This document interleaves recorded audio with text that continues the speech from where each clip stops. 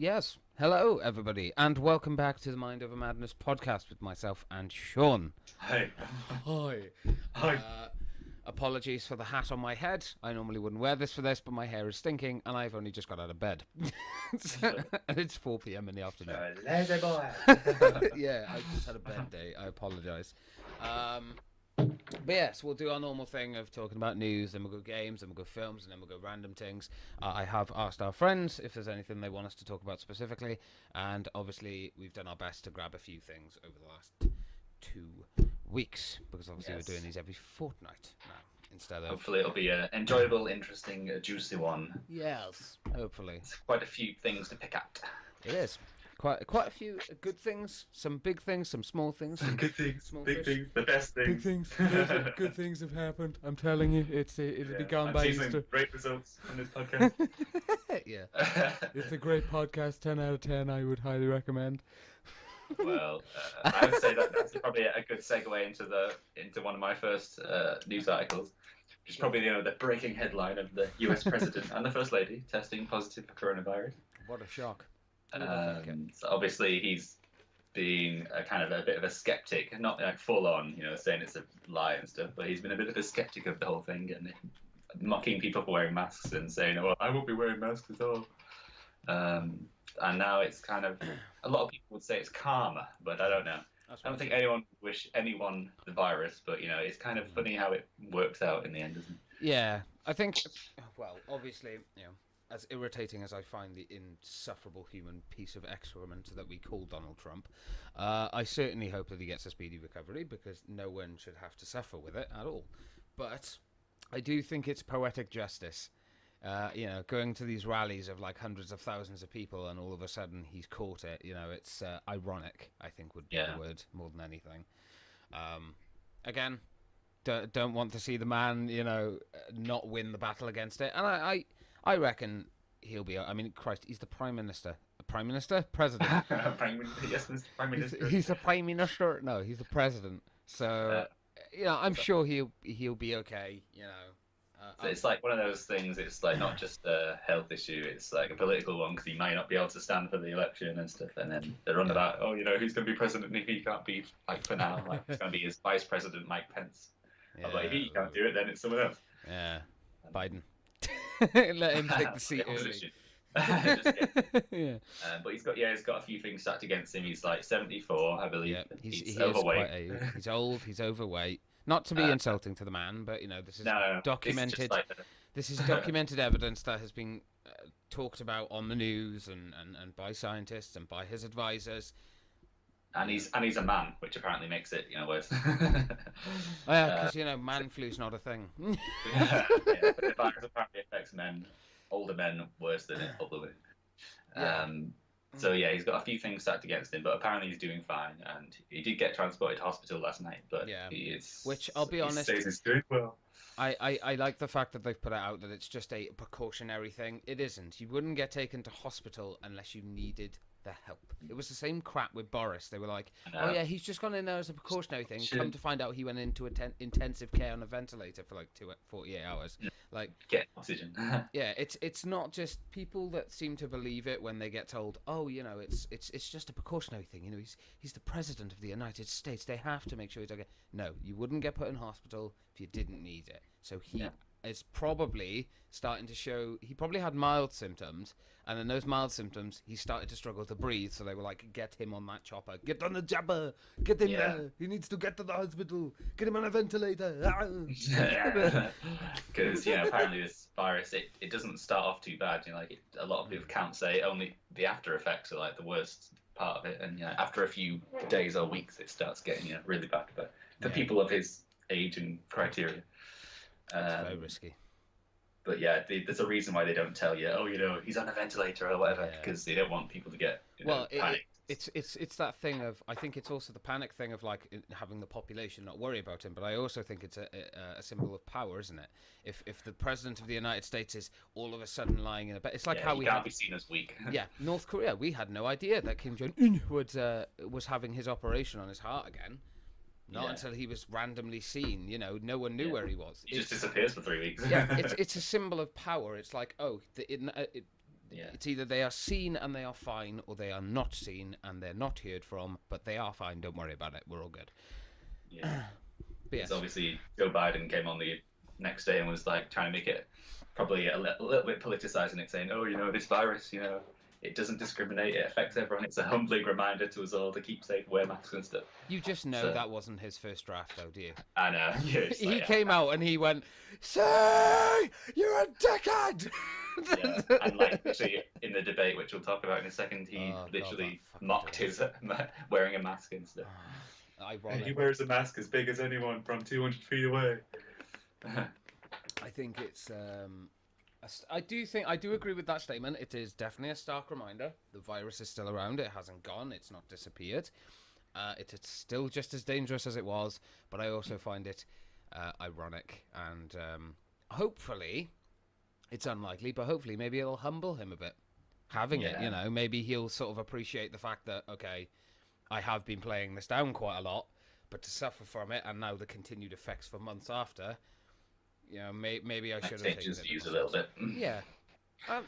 Hopefully it does. But it is Trump, and has it changed Boris's views? Our prime No, Minister? Boris got worse. He got worse at handling it. I don't- How could Trump get worse at handling it? That's my worry. I know. I don't know. Oh, well. Only a potential month left of his presidency. Oh, Christ, that's nuts. Can you believe 4 years he's been in power? Yeah. I didn't even realise that until it was like... Because I heard about the election. I was like, oh, that's weird. It only feels like maybe a year or so ago he was elected. Yeah. And then I was like, shit, it was 2016? Mm. I was like, what? So obviously the next presidential election is in a month, around about a month today or something. They've got Joe Biden, the Democratic candidate, and obviously Trump is trying to do another 4 years. Had a little debate the other day. It was a bit of a train wreck, people are calling it. Yeah, and they were saying that the biggest loser is America because of that absolute train wreck. I'll say this much: Trump did a technique in that, and I'll give him this. I can't remember the name of it, and I learned about it on the Philip DeFranco show on YouTube. And the technique is basically you throw so much information, so much misinformation, it is impossible for the people there to even attempt to say what's true and false. So it basically just becomes it's all about me, you can't overrule me kind of thing. Because, we saw Joe Biden. He was standing there being like, "Shut up! I'm recording, woman." It's fine. No. She saw the cat and was like, "Oh my god!" Sorry. But yeah, we all saw what Joe Biden was like. He was he couldn't get a word in edgeways. That's why most of his words were "shut up, man, and let me speak." A lot of people were kind of concerned that he's going to fall for the bait and start an argument thing, but I think he's kind of tried to show how humble he was, to kind of try and have some manners and stuff, and how unpresidential Donald was, interrupting him 72 times or something. I think I don't know. I think both of them made a lot of mistakes. I understand Joe Biden getting furious, obviously standing there trying to make his points, and there's just this. I'm sure he wanted to say a lot more than shit. Yeah, silence yourself. I'm talking. I'm more important. Yeah. I think the only valid thing Biden actually got out from the. Bear in mind, I've only watched the highlights. I couldn't be asked to watch an hour and 40 minutes of two grown men arguing. But after watching the highlights, the only thing that I really saw Biden get out was, where's your tax returns? That's it. And Trump obviously tried to go for a low blow with mentioning Biden's son or something being a drug addict or something. And then he was like, "You think you can manage to win over the American people, saying my son did have a drug addiction, but he conquered it, like a lot of you people out there." Yeah, make him a man of the people. I think he said to Trump at once, "Oh, you wouldn't know a suburb if you took a wrong turn." Okay, stay safe. Sorry, mother's heading off to work. So what do we think of the actual candidates? Because Trump is 74, Biden is 77, I believe. So I mean, that is quite old. By the end of the term, if Biden gets in, he's going to be 81. I mean, most people are retired by then, into their care home. If they want to do that job, run the world's most powerful country at that age, more power to them. I think personally, I'm not going to pull a Dwayne Johnson and say who I think people should vote for, mainly because I think this one is so divisive that a lot of toxicity can come from that. Even if we don't even get that many that many people who watch, it's still like a massive risk. It's like it'll come back to bite you in the ass at some point. So, I mean, personally, I think it's just the lesser of two evils. Let's face it. I mean, Biden's not Trump, let's say that, but he's definitely got his own things that are not exactly, shall we say, friendly towards most of the population. From what I know anyway. I mean, he's got good stuff as well. I mean, we all can't deny that Trump has done an excellent job with America's economy. It's the only thing he did good with, but he has increased their GDP over the 4 years. He has increased a huge amount of income into the American economy. He did boost it up before COVID, and no other president had ever made it reach that high, as far as I'm aware. Please correct me if I'm wrong, but I don't know if Biden would have the charisma. That I think that's the problem. You know, Trump's very much used to playing a part, isn't he? He's used to building a persona up, whereas Biden comes across as a very normal person, which is good, but when you're running for like a presidential candidate or something, personality kind of matters. You know, people gravitate towards charisma, which, let's face it, Biden doesn't have a lot. He's a nice guy, but no one's going to have fully agree with everything that either one of them do, because it's just like in this country, like Labour and Conservative, like one appeals to the more working class and like poorer people, and then the other like appeals to the rich and, you know, tax cuts and all this. The rich stay rich. So it's kind of a similar thing over there. So it's like 50-50 of the population. I would absolutely say from a UK perspective, Trump cannot stay on, though. I will say that.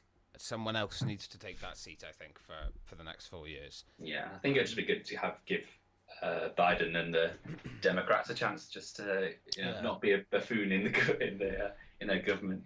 Yeah, absolutely. Not to say, vote for Biden or vote for Trump. Vote for whoever you want to vote for. But I think the best advice. Well, it's nothing to do with us. We can't vote. Exactly. Yeah. We're in the UK, but in a strange, weird sort of turn of coincidences. White supremacists aren't going to come and get us. Oh God. Yeah, that's something we'll get onto. But yeah, no. In regards to with Brexit happening and stuff, I guess we do kind of have to pay a bit of an attention to it. Because obviously with Brexit happening and Boris trying to push that deal through, and now the EU are threatening the UK with legal action because they're trying to break the law. Yeah, they have taken legal action against it. Yeah, we've got a month. Basically, she stood up, took 2 minutes, and just basically went, "Boris, quit acting like a dick. Here's my legal response. Get your lawyers." Yeah. And went, "You've got a month," and walked off. It was. I think that's a realistic. I think a stark wake-up call. I definitely think for the UK. But the point I was trying to make, I apologise. I always go off on these tangents. Is with deals and stuff that we need to make with people. I think it is quite important about who is in power in America, because at the end of the day, that's going to dictate what kind of deals we can get with them, how easily or how difficult it's going to be. Although we can't vote on that side of things. It needs to be beneficial for both sides of the party, Yeah, a lot of people say the whole world should have a vote on the American president because the American president is the leader of the free world, pretty much. Yeah, I mean that's coming under a little bit of scrutiny, I think. For, free world. Yeah, we'll see about that. But yeah, because it affects all of us, doesn't it? It is a big decision. But mostly Americans. Yeah, I would absolutely... I will say this much, even though the UK government is a complete shambles, I'd much rather that than what America has right now. No offence to anyone in America, but... Because I know I have some people that watch from America. We're not dishing you. We're grateful we don't have to deal with their shit. Yeah. No, we do have our own problems, though. Yeah. Ironically, I think Americans would say the same, though. They'd be like, "Oh, well, we would rather deal with this than deal with what you guys are dealing with." That's a really bad accent. I apologise. Oh my God! Don't quote me. But yeah, out of curiosity, what was your take on Trump's little mention of "stand down, boys"? That kind of. That entire white supremacist, and the response as well from his speaker, who was like, "Well, he said this in 2017. He said this in 2018." Yeah. Well, I think that's just kind of giving them what they wanted, and like maybe he didn't actually think about what he was saying at that point. Like, I don't think any president would actually advocate like them to wait there while cause unrest if I lose. But I don't know. It's clearly he's trying to like get on everyone's tickers. I don't think he said it to like obviously to be like I believe in white supremacy. He'd be pretty fucking dumb to do that. I'll be honest. And Donald Trump is not that stupid. He won't say he isn't. Yeah, he's gonna like. He's he's a gaslighter, isn't he? He's is that what they call it? You know, someone that gaslights someone and winds them up, or yeah. He's very much a gaslighter. That's how he gets all the press and all the attention, is by saying ridiculous, outlandish things, but says them in such a way, and you gotta give it. It's quite intelligent. He says it in such a way you can't outright say that's what he's saying because it's slightly off. So there becomes a debate about it, and it keeps him relevant. You know, it's like, are you saying this? And it's like, I'm not saying this. I'm not. Yeah, we in this country we have go to work, don't go to work, stay at home. Over there they have I didn't say this, but I did say this. It was a little bit of this and a bit of that. Yeah, it's like ironic, really. I think you get more persecuted for what you don't say than what you do say these days. Yeah, well, that's one of the biggest things now, isn't it? It's innocent, guilty until proven innocent, instead of innocent until proven guilty. Yeah. Which is very wrong. Regardless of who the person is, whether it's Trump, Biden, me, Johnny you, Depp. whoever, Johnny Depp, like, you know, why has that changed? Why is that different all of a sudden? But yeah, a rough one for a presidential debate, I think. Yeah, good luck to them. Yeah, absolutely. I don't know if the next debate will be taking place. Obviously, they're changing the format because it just didn't go down to plan. So they're going to be setting out the criteria for the new version of debate, whether that's cutting mics off when they end the 2 minutes, or I hope they cut his mic off. But that's the thing, is they'll still be able to hear each other. Like, but shut up, man. Excuse me, do I get a chance to respond? Excuse me, I am the president of the United States. Turn that microphone on. He can still like wind up his opponent. Oh yeah, absolutely. By just talking to him. But yeah, if you've got anything else on the US election, we can. I didn't have anything. I don't think I had anything specific on the election. Yeah. There's some more news items, but if you had anything on the election. I haven't got anything on the election, unless there was anything that you could think of. Nope, I think we covered that one. Covered that one quite well. But yeah, feel free to go ahead on to the next item. Well, let's have a chat, shall we, about the new restrictions that are going to apparently last 6 months. So this was announced on the 22nd of last month. We're obviously filming this on the 3rd. Comes out on the 4th. So what's kind of your take? Because this happened just after we had done the last podcast, so we didn't get a chance to talk about it 2 weeks ago. Yeah. But what's your experience been with it? Like, do you think it's stupid? Do you think it's going to work? So the new national restrictions, as I believe it's the rule of 6, isn't it?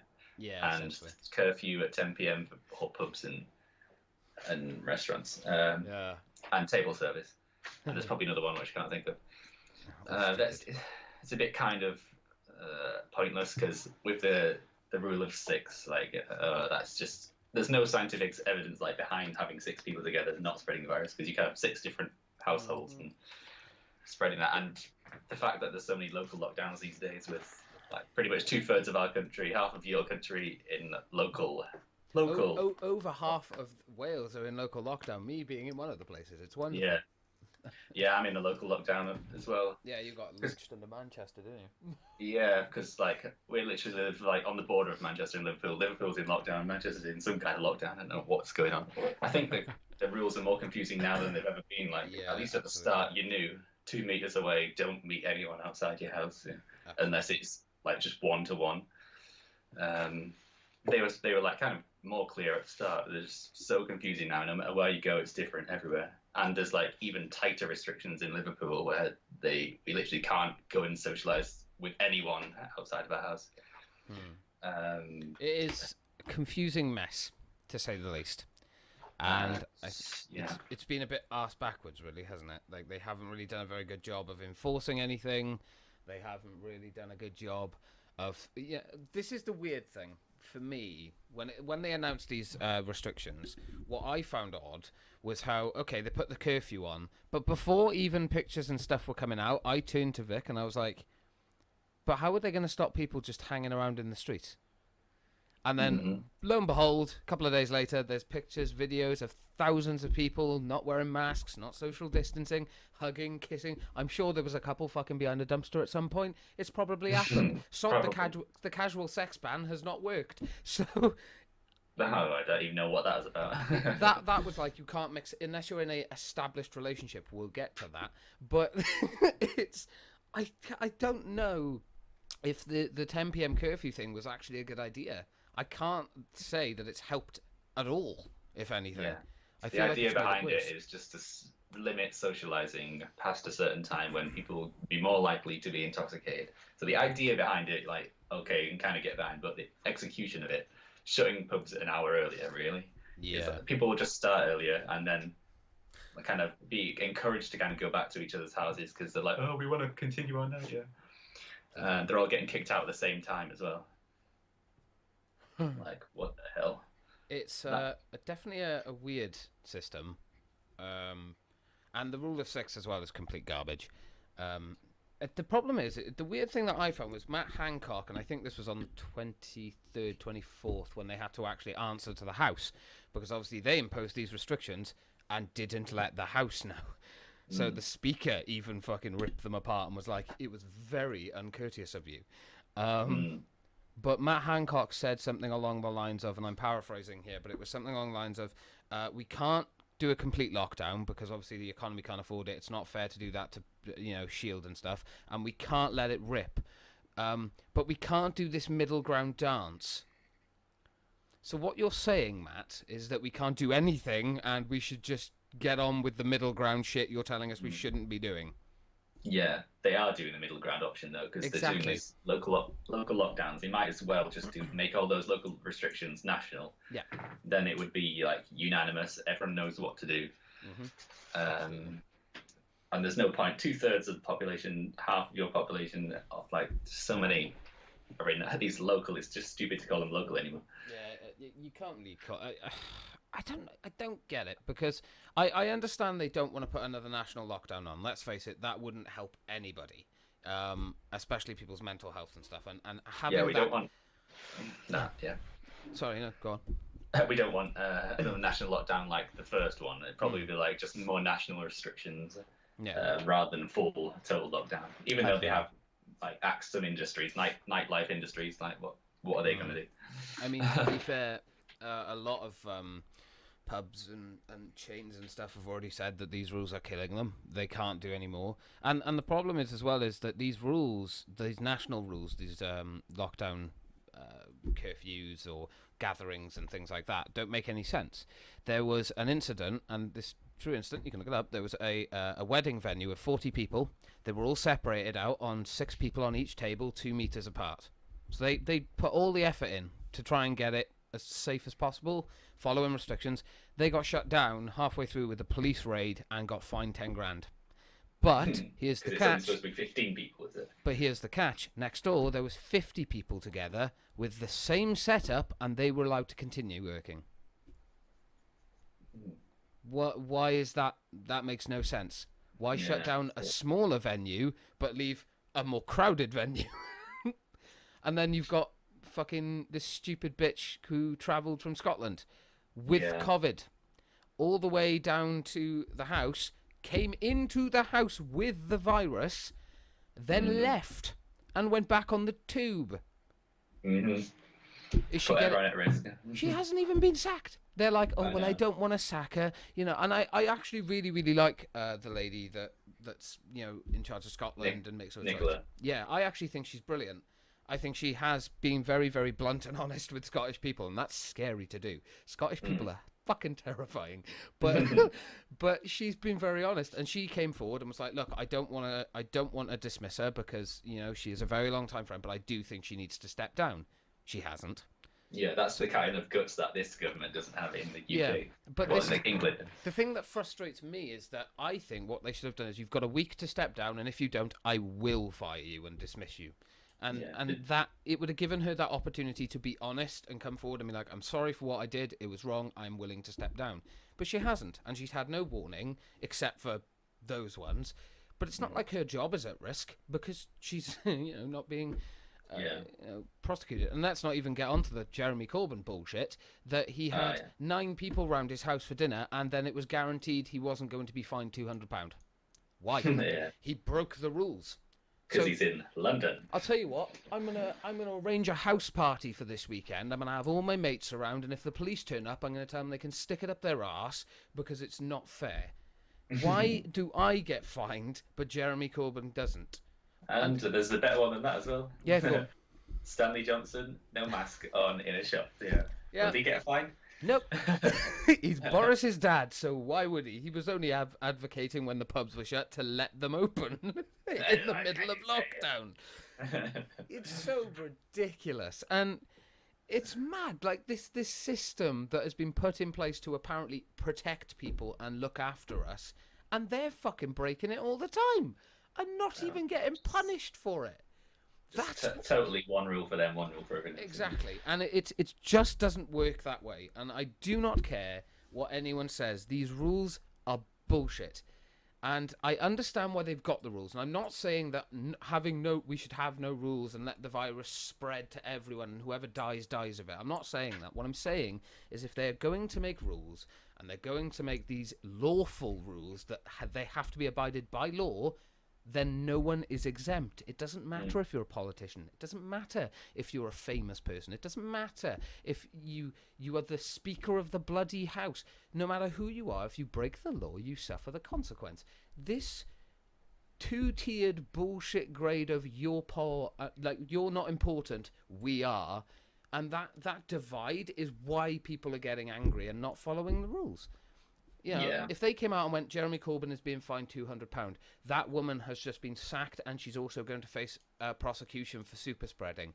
And fuck the venue, we apologise and we fine the other one too. If they did that, I think people wouldn't be breaking that curfew all the time and gathering all the time because they'd find it fair. If the punishment fits the crime, isn't it? Exactly. And there is actually a person who has been prosecuted of super spreading and is now risking 10 years in jail.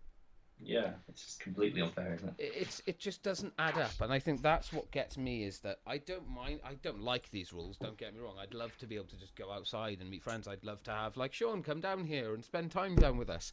It would be lovely, but we have been told that we have to follow these rules. But why don't they? I know. It's going to get to a stage where everyone kind of just, like, if it carries on like this and there's no actual strict punishments, they're just going to do what they want. Yeah. And probably already are, most people, well, not most people, some people already are. Most people are still kind of sticking to it, but it's only a matter of time before patience wears a bit thinner. I mean, it's frustrating because we have all sacrificed a lot in these last 6 months, and 2020 has not been a fun year. We all can admit and acknowledge that. But this two-tier, if this kind of favoritism just continues, this is gonna get a lot worse. I mean, we only saw a fraction of an example on another thing that I was going to talk about, which was the riots that happened, sadly, and seeing the police be surrounded by over 1,000 people, and there's like a tiny group of them with batons kicking the shit out of people to try and protect themselves, And people are going, oh, the police are using violence. Yeah, you have 1,000 people surrounding you and you've got a baton. Try not to hit them. Yeah, people who are like, the police are so brutal, they're being so mean. Fuck off. If I was one of those policemen, I would have been sacked for assault. I would have kicked the shit out of every Tom, Dick and Harry in my way. It must have taken so much strength and restraint to stand just next to each other pushing people instead of just getting the bat and twatting someone. Yeah. But that's kind of like people. Far left extremists and movements which are trying to just defund the police and all this kind of thing. Yeah. And they would rather just live in anarchy. I think the thing is as well, it's like I understand the peaceful protests, that's fine. The moment you get violent and what they did to those burn police, down buildings, it's unacceptable. I'm surprised that they didn't just go fucking send the SWAT out there and just point a gun at them. And if they come running at you, pull the trigger. I'm sorry, that might sound harsh and draconian, but I cannot, and like for the first time ever, if you had shown me that footage and I didn't know it was the UK, I would have assumed that was America. Hmm. We are now no longer better than them. And that sounds horrible. I'm not trying to say that Americans just riot and kick the crap out of people. That's not what I'm trying to say. But in the UK, it's very rare for something like that to happen. You know, the police to be given authority to use batons on the civilians. Mm. I think the last time a riot that bad happened was a good, 30, 40 years ago. Don't quote me on that. I don't actually know. But I'm guessing, it's been a long time since a serious thing like that happened. And that, that's going to happen again. These groups and stuff have already said, yeah, we're planning another one. Yeah, we're standing by. Exactly. Stand by, boys, stand by. Stand by. Do you know what? It didn't even make me angry. It just upset me because when we finally got that R rate down and everything was slowly coming back to some form of normality, to see those kind of riots and Christ, you saw police women there who are like, bless them, 5'2", and just these 6-foot giant guys pushing them, slapping them. It's heartbreaking. You're like, you can just guarantee that there's someone with a louder voice than ours shouting the exact opposite. Like, oh, police are fucking brute pigs. They're brutal. I know. And do you know what's ironic? Racists. Do you know what's really ironic? If a terrorist came in and started attacking people, what would they say? Help. Protect me. Yeah. But then when it's something they don't like, get out of my way or I'll kick your teeth in. Oh, it's police brutality, that. Yeah. It's such a fucked system. And this is the only reason I wish I had a bigger platform, is just to be like, please appreciate the people that help out. Like, and whether it's NHS workers, police, firefighters, anyone that has to risk their life going outside into these fucking idiots. Like, domain. Like, all the police are wearing masks. That means shit. None of them were wearing masks. So who gives a fuck? You're going to get it if they got it. And... Yeah, you wear a mask to protect other people. If they're not wearing masks, then go give a fuck then. Yeah. You're screwed as well. I'm not saying that I don't sympathise with the reasoning behind getting frustrated with these rules. Again, as we've listed off the incidents of MPs not getting in trouble for breaking the rules, of course I sympathise with that. But violence is not going to solve anything. No. And it was horrific. And I call me old or a boomer or whatever, but I just don't understand how someone could be like, yes, I'm going to go out and riot today, and when I punch a police person in the face, I'm going to feel good about it. How? How do you wake up in the morning and feel good about yourself, mate? I don't know. They're just doing their jobs. Yeah. Anyway, we shall move on to something a bit less. One. Have you got any new stuff that you want to go on? There was a little kind of nice thing I saw in the past week or so. Apparently, paramedics are starting to test out kind of jetpacks kind of things. But people are walking and hiking on moorland or hard to reach places. They're kind of testing out this alpha build of a jetpack thing where they can fly up and give assistance, and they've been having some good results on it. It could actually be the difference between life and death. If they can get there within minutes rather than an hour with a helicopter and trying to find somewhere to land stuff. But yeah, that's a promising little futuristic little positive story. Yeah, I think that's pretty cool. I did see. I haven't actually read anything on it, but I saw the pictures and stuff, and it looks pretty amusing. I'm not gonna lie. It actually works. What the hell? Say, holy crap! It's not just a thing that you just use on the water. The future is here. Yeah, we're finally in the future with jetpacks. People can fly now. Just paramedics. just the paramedics though. We're not doing any more than the paramedics. We'll see them with defib blasters soon. Yeah. Oh, he's alive. He's got it. He's okay. It's all right. He's fine. Defib blasters. That would be cool. I'm just saying. Yeah. But then if the technology gets into the wrong hands, we could have another Star Wars Empire situation. Whoa. Death Star again. And we're back at square one, boys. We're back at square one. Oh, yeah, no, that's fair.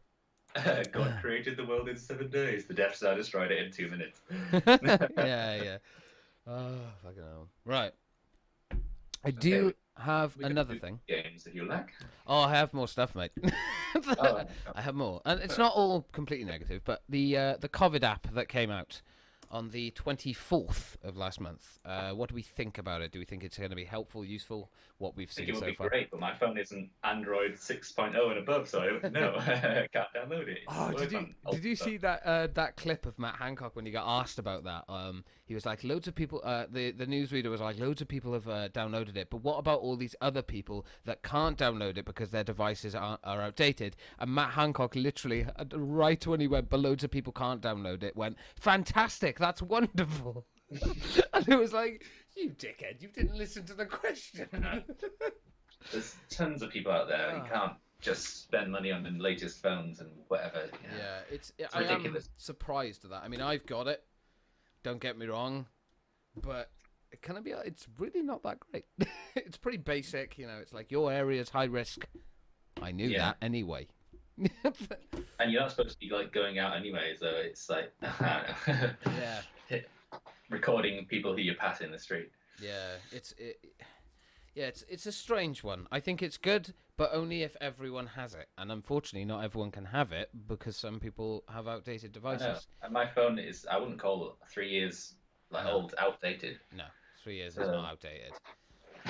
So yeah, Weird. it's just a bit ridiculous, and an app isn't going to make much difference, to be honest. Like, No. there's already been loads of complaints about it. People getting alert messages when they shouldn't have, errors in the system software and whatever. I think. And people are, oh, it's going to get ironed out. You know, it's working as intended. Yeah, and you got Matt Hancock who's like, loads of people can't install it. That's fantastic.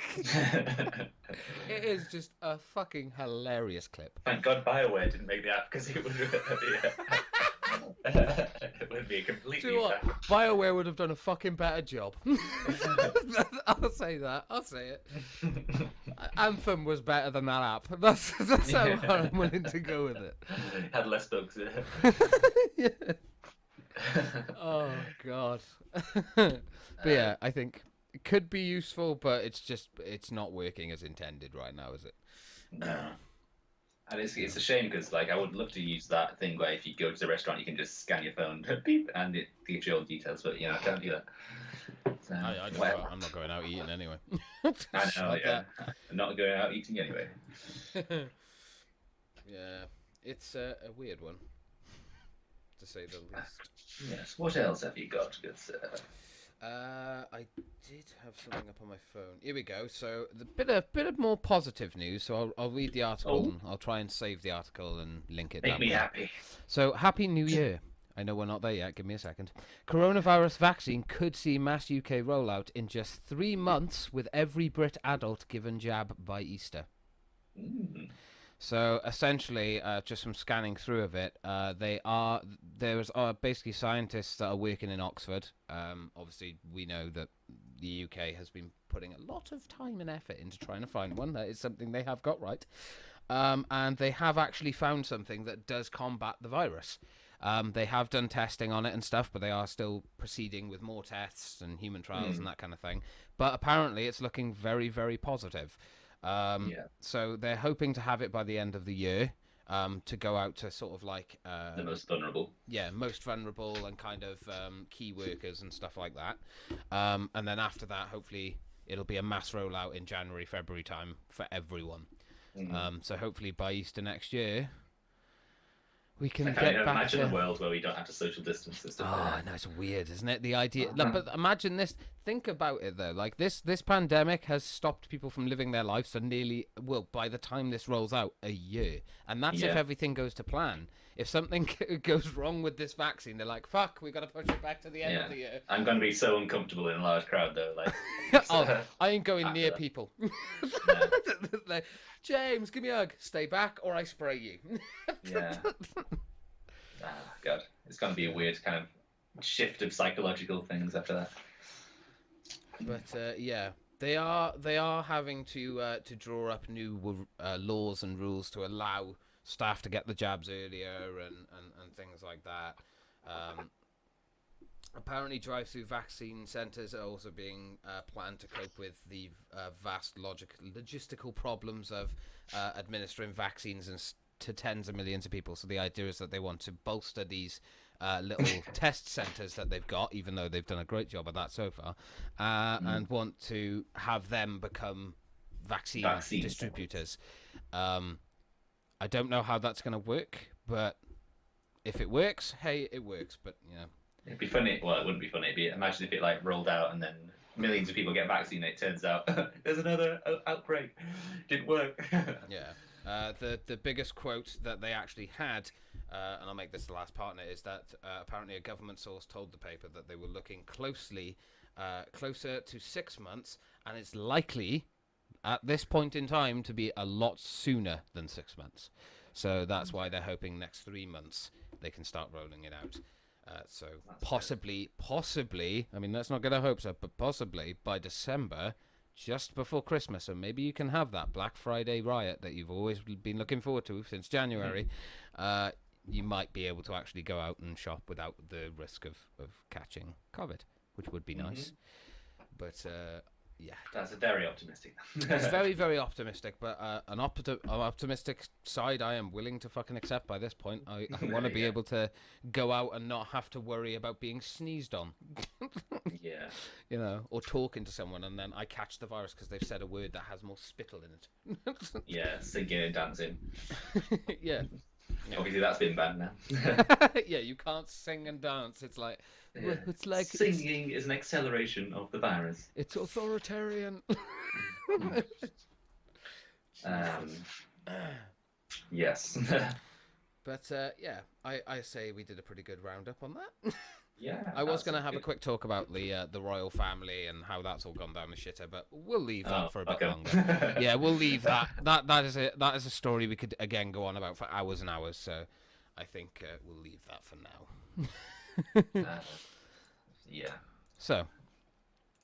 Shall we move on to gaming? Yes. Let's move on to gaming. Okay, so obviously we're all geared up, looking forward to the PS5, which launches next month. I want to talk a little bit about Spider-Man catastrophe, let's just say. So obviously, if you own Spider-Man on the PS4, you ain't getting a free upgrade of it on the PS5. There is a PS5 version of Spider-Man, though, and you have to buy the Miles Morales Ultimate Edition to get that one. Yeah.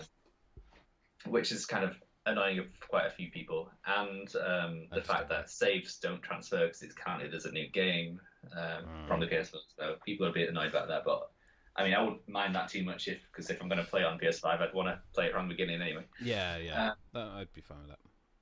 Also, they've made a few adjustments to Peter Parker's face. The famed photo you sent me. Yeah, God, you should have watched the video. It's like, he seems like so emotionless in his new face. It's like he's just kind of gone to Beverly Hills and had plastic surgery to make him He's gone to Beverly Hills, man. He doesn't look the same anymore. But a lot of people will have emotionally connected with Peter in PS4 Spider-Man because that's the Peter we've associated with that universe now. Yeah. And for them to just kind of change the main face of it, I don't know how I feel about it. I think it's a bit strange because obviously it's not gonna sound like Tom Holland. No, it's the same voice, Yuri guy who does the voicing for him. I think to be honest, it was pointless. I think they should have just done that in the beginning. If they were gonna do that, they should have done it straight away, not done it after the fact, and just been like, "Hey Tom, can we use your likeness? Here's a fat wad of cash, so we can use your likeness." But I think it's a mistake. I think, quite frankly, hopefully, maybe they'll bring out an option to be like, he can change it to this face or this face. No, that would be too just. That would inquire having a button, or an option to change it. Game companies don't like that. Reworked his face completely, so it won't even work with the old face now. It's kind of weird. But I liked PS4 Spider-Man's face. I thought it showed more emotion. It was kind of a little bit more aged, a few wrinkles in there, but it's fine. Yeah. It was supposed to be like an older Spider-Man, Yeah, I mean. Now he's back to being like schoolboy. I don't think it was bad. I don't think it's a bad idea. I haven't obviously watched the footage. I actually have a video up of it by here, just so I can see it in the background while I talk. But yeah, I mean, it doesn't even really look like Tom Holland, does it? No, it just doesn't seem as emotion filled. It's like they've taken the facial structure of Tom Holland but left the face of the original character, so it doesn't really fit. Mm, Oh, I don't know. I mean, apparently it's for the PS5 upgrade. yeah. Oh Whatever. yeah, if you play it on PS4, the PS4 version on PS5, you'll still have the old face, but Yeah, the I mean, PS5 version. I'm not paying an extra, what is it, 20 or 30 quid for an Ultimate Edition of a game that I have no interest in paying that amount of money for. There's a reason Yeah. I refunded my Cold War the game. They did actually show some zombies gameplay, so that's. I did say it does look quite cool, but nah, I'm gonna wait for a Yeah. sale. I'm not making the same mistake again. No, I will not. Yeah, I think from now on I'm just going to get games on sale now because the release prices are just getting ridiculous. Yeah, 70 quid is too high, and it's bad. I've already enough. pushed about out getting this console now. Never mind getting the fucking Yeah. super expensive games as well. I think the thing is as well, something that I didn't think about until recently when I was looking for upgrades for my PC and things like that for next year or whatever.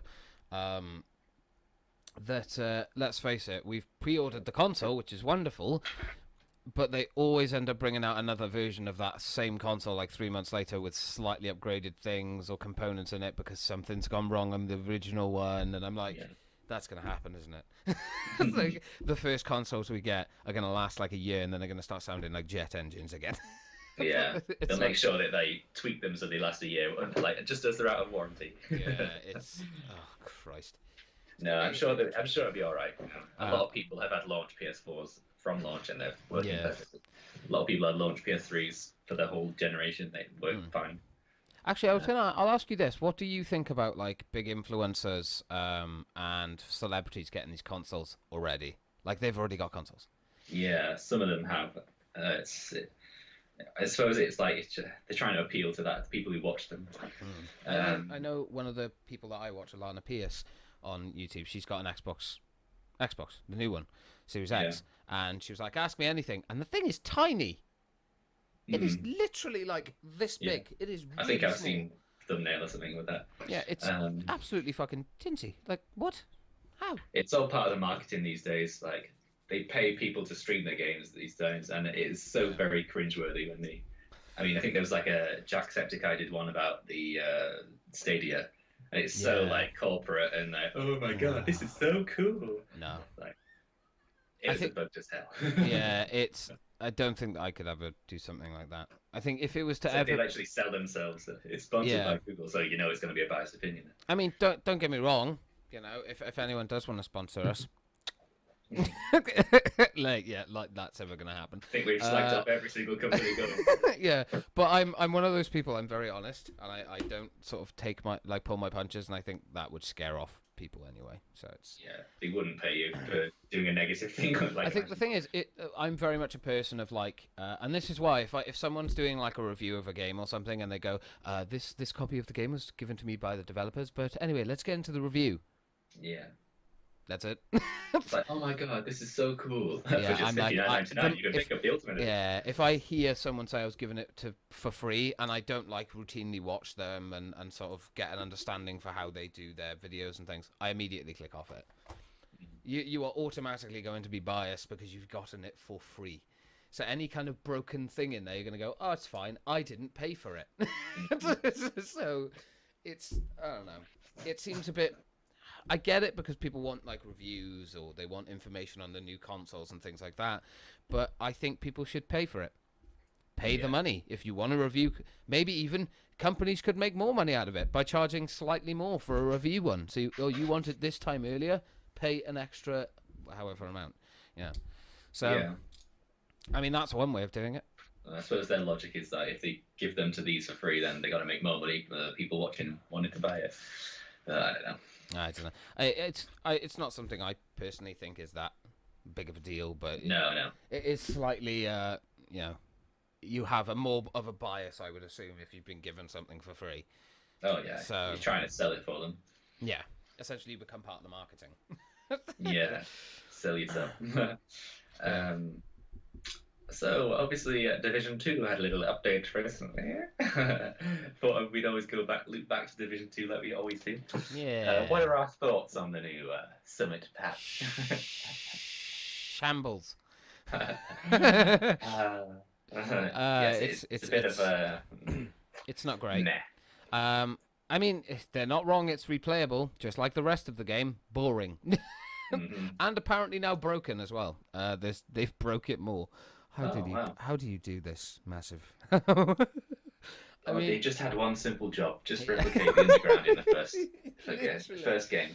Oh, and they couldn't even do that. Not surprising. No, they But somehow made it least fun. The most robotic experience. yeah, like It's literally a chore to get through. and myself and Sean have both played it together. We got through I think 20 floors. Yeah, it was fun for the first floor. I did go back. I did do 3 more floors. And I immediately just left. It's not fun. Yeah, it's I, supposed to be like a team experience, isn't it? I don't give a shit about the free exotic. Like apparently that's a nightmare to get hold Too of. exotic. Like even if I'm Joe Exotic, I'm gonna get you, Carol. Just let me. I'm gonna get you, Carol. You gotta take out the hat. Oh yeah, the hat kind of ruins it. Oh well. But yeah, no, I would much rather do missions and stuff. Like at least they're slightly different. It's not just the same fucking floor layer. But yeah, when it comes to the exotic, apparently when you get to the top, you have to get exotic components of each specific difficulty. Then you get the actual crate at the end. Then you have to do a bunch of fucking grindy, kill this amount of enemies of each faction, like 3 named enemies or something weird like that. And then you do another part which gets you the actual weapon. Yeah. Why? Oh, So 4 it's supposed hunters, to be a that's big it. quest. You got to kill 4 hunters, which the hunters are at the end of the thing anyway. They're on floor 100. But you can't just start on that floor. You have to start on floor 91, so you have to work all the way up to floor 100. And if you die on 99, you got to start all over again. Oh my god, it's fucking awful. Yeah, this is totally going to be the last year they're supporting this. I don't even think it's going to be a year. I don't even think they're going to finish the seasons. Because isn't there meant to be more after season 4? Because it's season 1, 2, 3, and 4. And then That's all they've got for now. isn't there? Because how many people were there when they revealed that they were going to do these seasons? It was like 4 underbosses and then the final one, wasn't it? Like 5. I don't know. That's like the format for every single season so far. The last one being like fail hours. I mean, it's no surprise. Yeah. So yeah, I think that's all they've got planned so far. And they're like, we're pleased to announce that this game will be backward compatible on next gen. Like, who proudly announces that? Not that there's going to be a next gen version. Yeah. I mean, cool. I'm glad that they're not just going, hey, you've got to rebuy the game to be able to play it. I mean, that wouldn't work anyway, and I think they're very aware of that. But I'm really not that. I don't even think it'll see the light of day on my PS5. Honestly, No. I don't It's even. a bit of a waste of space, especially with this tiny hard drive. So Yeah, the fucking minuscule hard drive which has nothing on it. Yeah, but it's specifically designed to load everything super fast. I mean, I'm cool with that. Less space for a quicker thing. I'm absolutely fine with that. Less space for garbage. Yeah, yeah, exactly. I think another thing as well that I found disappointing with Division 2 was like when they first announced these seasons and we did season 1, I actually had a lot of fun doing season 1, although it was grindy, repetitive, and kind of annoying. But the biggest issue that I have is that they're all the bloody same. It's like one event that's slightly different. You get an apparel event, which I don't care about apparel anymore. That's content these days. It's all crap. Yeah, I've had one outfit since almost the start. Pretty much it. Yeah. Because we had the prologue, which was the invasion battle for DC. We've had episode 1, 2, and 3, which was the Pentagon, Coney Island, and DC outskirts. They brought the raid out then, which was obviously late, and still broken. And there's still people, by the way, that are at the top of that, like the world's first for finishing it. They cheated. And they cheated, yeah. And I don't think they give a shit, so they're just staying there. So, yeah, I'm a little disappointed because I do love the game, but it's very much a shame that they couldn't replicate that experience of just enjoyment and fun through the entire thing. No, they fucked it. Yeah, I feel like there'll be a Division 3, but if that doesn't work, then that will be the final nail. I actually don't even think they're going to get to that. I think they're going to wait for the Avatar game. Yeah. And I reckon if that fails, they're just going to go, do you know what, we don't want you anymore. I know Ubisoft like their franchises with Watch Dogs and all sorts, and Assassin's Creed, so maybe there will be another one. And it probably did sell well at the time. Yeah. But it's just they can't kind of retain their player base. They need to think of a different format because they haven't tried that kind of Destiny like MMO experience in the other games. Oh, it's a weird one because it's a good foundation, but it's just everything that's been thrown at it is crap. Yeah, Sadly, they've tried the big expansion route, in like i.e. the Taken King of Destiny, like they've done the Warlords of New York. That probably didn't go as well as they hoped. I mean, I like the story. I'll say it until I die. The story for the Division 1 and Division 2 were brilliant. It's just the games themselves. I mean, Division 1 finally, I guess, in the end became something better. Maybe they'll do that when all these seasons are over. They'll go, fine, let's just make the game how they want it, and then we can leave it in the dust. And then everyone will be like, great, the game's fantastic again, but now there's no new content. Yeah. So I feel like that's what they're going to do. They're just trying to avoid giving the community what they want until they've finished. Until they've finished what they want to do. And then when they're no longer ever going to be working on the game anyway, they'll just go, fine, just make the loot so they get god rolls every time. Throw a naked turtle in there. I don't know. Just give them something for the backpack trophy. Yeah. Complete bollocks. Yeah. But yeah. Shall we move swiftly on? You want to move off of the games already? My God. Oh, no, not games. Oh, right. On to the next topic. My bad. We just still have a thing. So I don't know if we talked about this the other week, but Microsoft acquiring Bethesda. No, I think it happened. Did it happen after? I think it happened like the day after we finished. Yeah, a lot happened. Okay, on the day after we did. I'm sorry we're not doing this every week anymore, but we're tired and old. Yeah. Yeah. No. Absolutely. What's your kind of thoughts on it? So obviously they've kind of made this play like a game of chess. Like, this is our move, you know. Yeah. Obviously, kind of they're honouring the PS5 exclusive Deathloop, I think it's called. But after that, they're like, games after that will probably be on Microsoft consoles only, or it's on a case by case basis. So we're not going to get any more like Fallout or stuff like that. I mean, I'm not. Yeah. If you're just a PS4 exclusive or not PlayStation exclusive player, then you're not going to see lots of those games anymore, which is a shame because they're kind of the best RPG makers around, really. Well, you got Obsidian. They're really good. I mean, Outer Worlds was really, really good, and Fallout New Vegas was excellent, and that was done by them. Yeah. But they just don't do them on a as frequent basis, I guess. Shame. So there's a lot of big names up there that kind of just like being taken away from PlayStation almost. Yeah. Well, I mean, you got id, who do Doom. Who else was that? Because it was a big umbrella, and again, I think we did talk about this last week, but just to reiterate the fact that Microsoft, have about 70 billion. Was it 70 billion? How much did they buy for? $1 million? It was $1 million, wasn't it? Yeah, $1 million. Sorry, they have 70 million cash on hand, and that's not including what they got in stock. And they paid 7.5 million for the entirety of Bethesda, id, and every other company under that umbrella, and that was like a fart in the wind for them. Oh yeah. But apparently, and rumors have spread that this is not the only buying situation they're going to do. Yeah. So the idea. Who are they going next? Yeah, exactly. The idea of who are they going to buy out next? Because I mean, they can afford to. They're only going to make more money from it, and let's face it, Sony can't do it. Sony wouldn't have even been able to purchase that. They have 5 million on hand. That's it. Like, they are puny compared to Microsoft. Microsoft are enormous, hence why they're such a shit company. But successful. But Sony do make the arguably better exclusives. Yeah, I mean. They do tend to put more care, I think, into their exclusives. I think Microsoft are like, all right, we'll give it. We'll just buy this company to make our exclusives. Exactly. Can you imagine? Well, I mean, that is a very clever move if they did it, because if they're like, well, our exclusives aren't beating theirs, fuck it, buy Bethesda. Let's face it, Todd Howard's not doing great anyway. He always lies. So we'll take over and he can't lie anymore. We have control of everything now Bethesda puts out, and we won't put it out until we're happy. Boom. That's billions probably in revenue, just like that. So you can only imagine they might have spent 7.5 million. They're going to make that back tenfold. So I'm a little concerned though, because I would rather, if they do make more like Fallout games or Doom games or Skyrim, well, Elder Scrolls, obviously, you know, the Elder Scrolls series and things like that. I would rather them not just be on one platform. Yeah, because you feel like they'd still make money by selling them on PlayStations as well. They'd make more because Sony would have to Uh, pay for the licensing to have and those they don't games. seem to be as bothered about their console as Sony is about theirs. Yeah. Like they're more about the Game Pass and stuff, aren't they?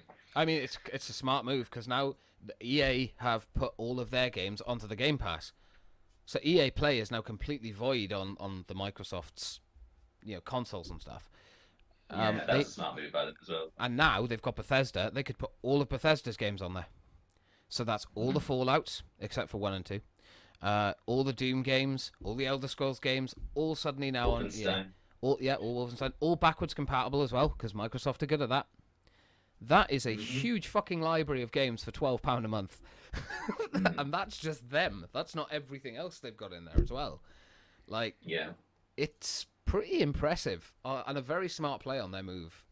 It's definitely made me more, because I have owned the Game Pass in the past because I don't buy games for my Xbox. I don't see the point. I'm always playing games on PS4 with like yourself and other friends and things. Woo! So when I go to the Xbox and I play games on that, it's more like I'll just play them off of the Game Pass. It's easier, so I'll buy it for like a month and have a month on there. I'm never short on games, and they always have new releases and exclusives coming out on there for no extra charge. It's like, Christ. Yeah. It's clever. That is good. It's unfortunate Sony can't really afford to do that with PS now. I think that's why it's not as good. Yeah, that's kind of their answer to it a little bit, but it's just not as good. Yeah. They need to kind of incorporate that into one subscription. Just give it to us for free. No. I mean, they can't even. They had to buy the cloud marketing to be able to make PS Now off of Microsoft. Yeah. So, I mean, yeah, if Microsoft are probably dangling that over Sony's head, like, do you want to keep that? Yeah. I think overall, if someone's like, most people are already kind of bought into their consoles anyway, so PlayStation have a good way of kind of keeping customers loyal with their. They've definitely got game. better consoles as well. Yeah. More powerful and more effective. So I don't know if that will fully sway people. It might sway a few people to kind of go over to the other side, but I don't know.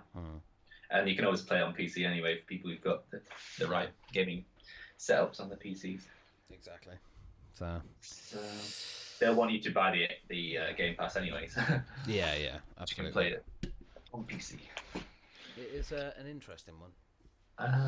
So what games have we been playing recently anyway? I know I've just recently got into Bloodborne. Yes. And playing that with a few friends. It's one that I've slept on for a while. But yeah, a lot of people say you've got to play it for such a while before it clicks in your mind. And I think it's getting there. It's getting there. It's very much. I'm punishing myself. Yeah, I'm very much luckily being able to have finished that game in the past with a lot of help from multiple people. It is a rough one, but it is a fun one. I find that you do lose a lot of hours and time. I mean, Christ, we were up until midnight playing it before. I know we completely lost track of time. Yeah, we were playing it for like 3 hours. and you're not even making that much progress, but like the bits you do make are like so rewarding to do. God, every time you level up, it's that feeling of just joy. It's like, yes, I'm not going to lose on my progress. Finally, when I slap them, they'll die quicker. Oh yeah, you find a new campfire. Oh, pure joy. Oh God, that there's no feeling like when you defeat a boss in Bloodborne. Like that weird like explosion of the boss, and then you're like, oh, a bonfire. It's a good game. I've been enjoying that. It is a good game. Very, very good game. I finished Batman Telltale first series. Finished that on stream. That was really good. It's the first time I've ever played through it. Also, excellent. I kind of feel bad. Like the last choice I made was questionable. I didn't. Is that where you fight Lady Arkham? Or something? Yeah. The ending when you fight Lady Arkham. I didn't reveal my face. I let Alfred lose his sight in one eye. I felt really horrible after that. I was like, I should have just shown my face. I failed you. I was like, I'm sorry, Alfred. I love you. I failed you, Alfred. I failed you. So I was like, should I replay it? Just ready for the next series that I'm going to start tomorrow. But I was like, nah, it's fine. Yeah. It is what it is. He doesn't hate me, so. Yeah, I thought that was quite an interesting direction from Telltale to take with the Batman ones, and it's quite cool. You can do a little bit of customization. You can choose your little colors and stuff at the Yeah. start. It's like, oh, that's a little gimmick. And the Uh, investigating and the kind of setting up the fights and stuff, that was really cool.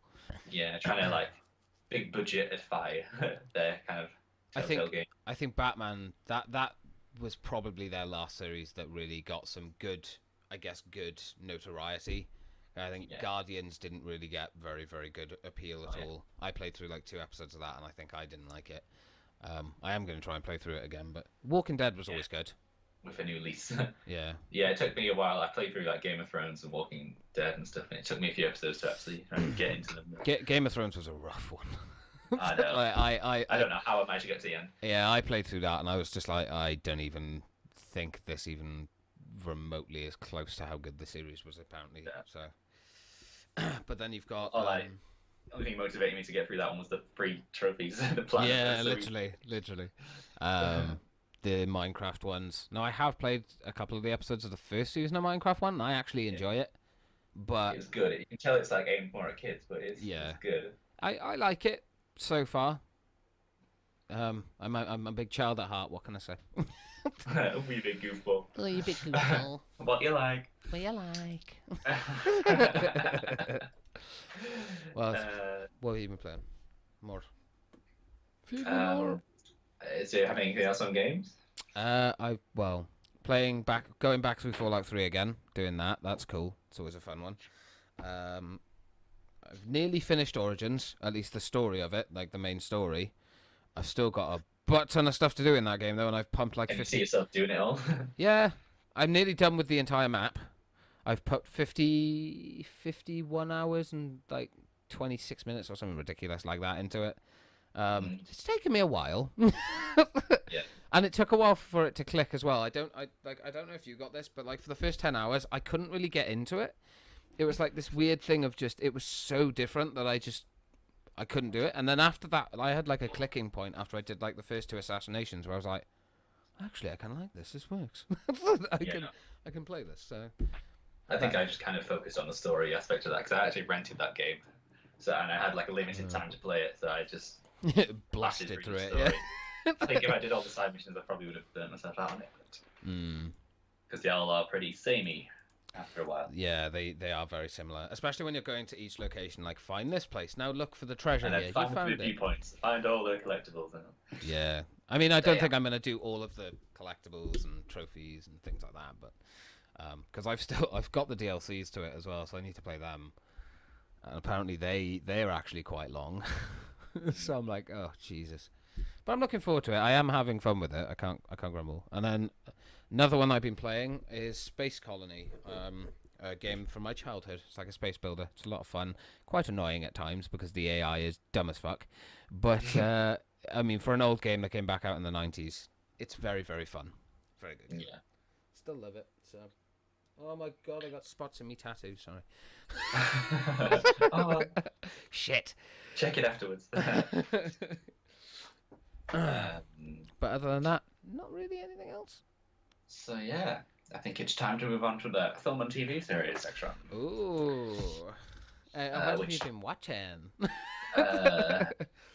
Well, the big one that's happened today is Bond has been delayed again. I know. I'm so pissed off. I'm fed up of this shit. I'm fuming. I'm fucking fuming. I'm not gonna lie to you. It's clearly a completely like corporate decision. Yeah. Because people are too scared to go to the cinema. We won't make enough money this time, so we'll have Yeah, to make it that's all that next is. April when it's all completely safe.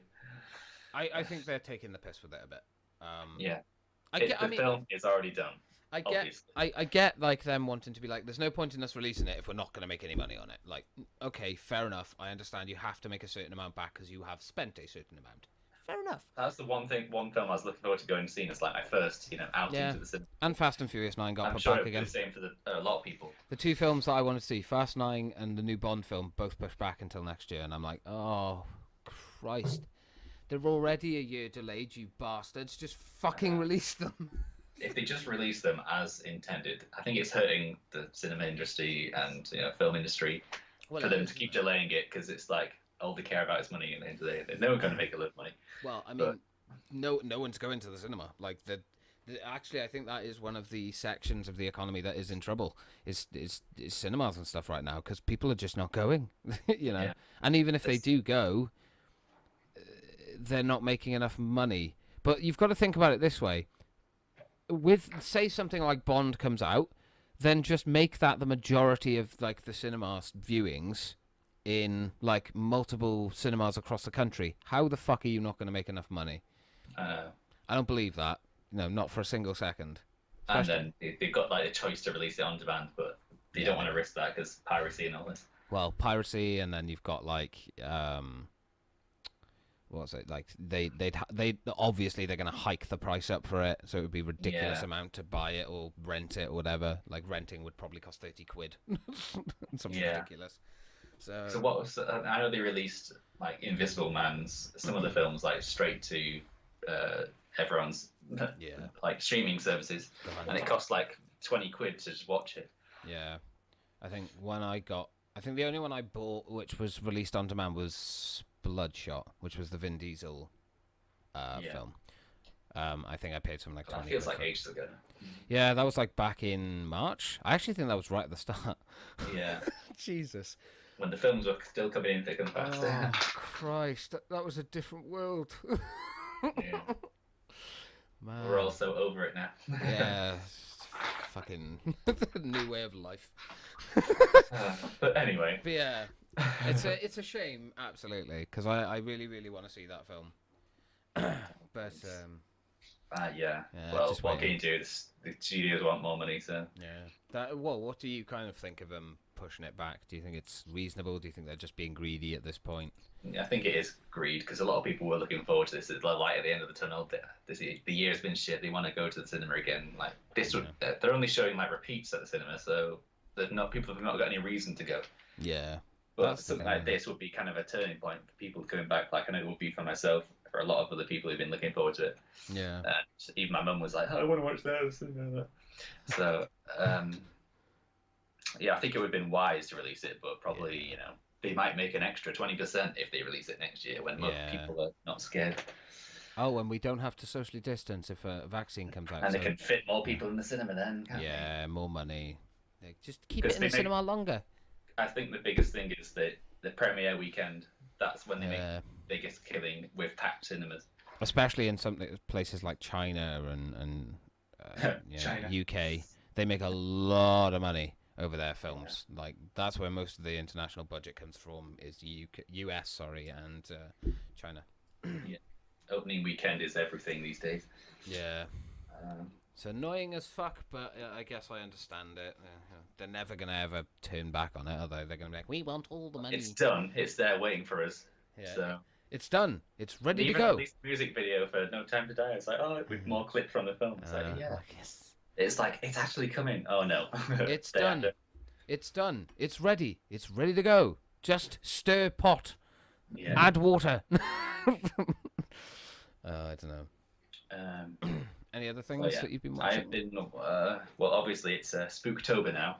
I've been watching a little horror series on Netflix called Slasher.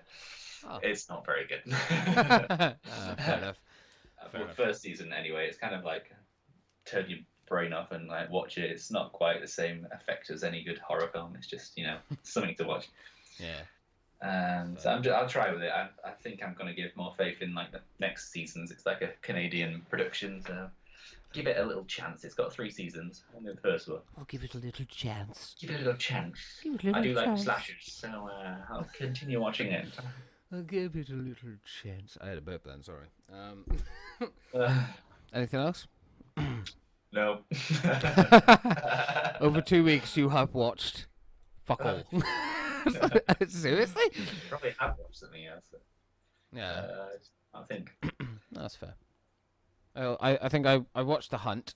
That was really good. Yeah. Fill out my section. The Hunt was really, really funny. Actually, really different way of doing a film as well. It was very interesting way of doing it, but it works. It works really, really well. I think it's a black comedy. If I'm laughing at it and it's not meant to be, that's awful. But I mean, it's hilarious. It is really, really good. Film I would recommend to people. Finally getting through Lost. Yeah. Actually properly getting through it, not just like an episode a week. I'm actually watching like half a series. So it's getting there slowly. I am enjoying that very much so. I did watch a documentary the other day, which is one I was waiting for a while. It's American Murder, the Killers Next Door or something. I can't remember what it's called. It's about like Chris Watson, him killing his family to lead a different life. Jesus. It's very interesting. And I do like documentaries like that. He like denied it to start with, but then he eventually just broke down and like confessed to it, like in being interrogated and stuff. Jesus. Wait, was that the guy that killed his family and then went on TV and was like, "Hey, my family, Yeah. please come home. I haven't just buried you. Come home." Didn't take long for him to crack it, but that's got to be yeah. A human mind can't live with something like that, not unless you're a proper psychopath. I know, but yeah, it's just kind of the extreme of the human mind, I suppose. So it's always interesting to like kind of watch things about that. I do like documentaries and things like that. I do find them fascinating. It's interesting to educate myself on. Especially, I think I find them more fascinating because I like learning about the psyche of it.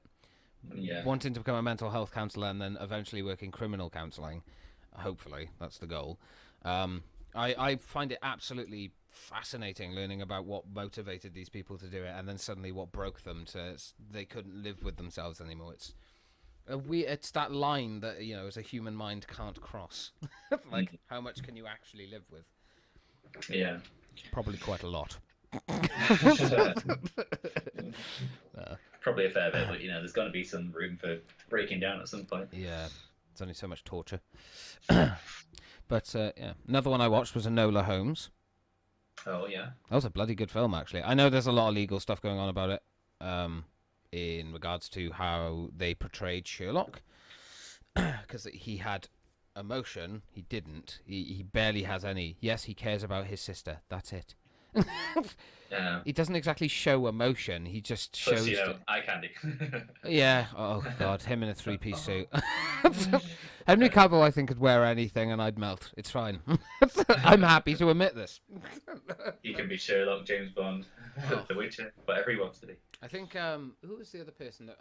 Going on to that subject then of like James Bond and stuff. Who do you think the next one's going to be? Because I know Henry Cavill's name's been thrown out there. Tom Hardy. Who's the other person? There was one. Tom Holland. To be honest, he could play a young James Bond, I reckon. Yeah. But I think he's busy filming Uncharted right now. What a failure that's going to be. Yeah. I don't see that going well. Yeah, but I can see Henry Cavill doing it. I prefer a less fresh-faced Bond, but whatever. Can't have it all, I suppose. I don't really know who to suggest it. Yeah. I can see him doing it though. Yeah, I'm sure he'd be great. Yeah, I mean, he's a very talented actor. I know a lot of people that I know that aren't that massive fans of him. They kind of feel like he's quite drag and he doesn't really show any emotion or anything like that. Yeah. And I don't know. He plays a lot of characters that naturally don't show a lot of emotion. Face a lot of the time. Yeah, exactly. You're focusing on something else. So am I. But I mean, a lot of the characters that he plays, in all fairness, are quite, not, I wouldn't say emotionless, but they show emotion in a very specific way. Like the villain in Fallout, he was very sort of dry and evil, just fuck you, essentially. And then he would do like a taunting thing. He showed emotion by taunting. Yeah. Tom Cruise's character. And then you have him in The Witcher when he's playing Geralt. Geralt is renowned for having emotion. That's what makes him different to every other Witcher. Yeah. He has emotions, and he shows it. So I don't get why people get that, or where they get it from. I don't know. But I don't see that. Maybe I've just got, starstruck eyes.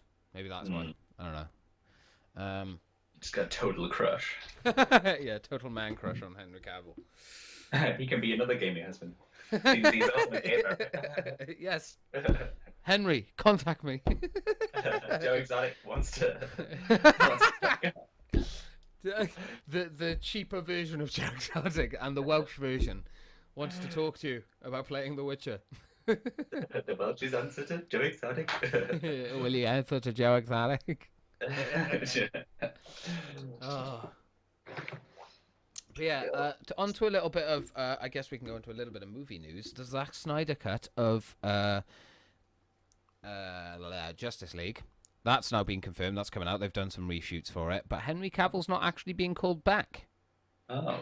So what's our kind of thoughts on that? Are we looking forward to it? Do we think it's going to be good? The whole issue with his beard being like CGI removed, isn't he? Yeah, his mustache when he was filming Fallout.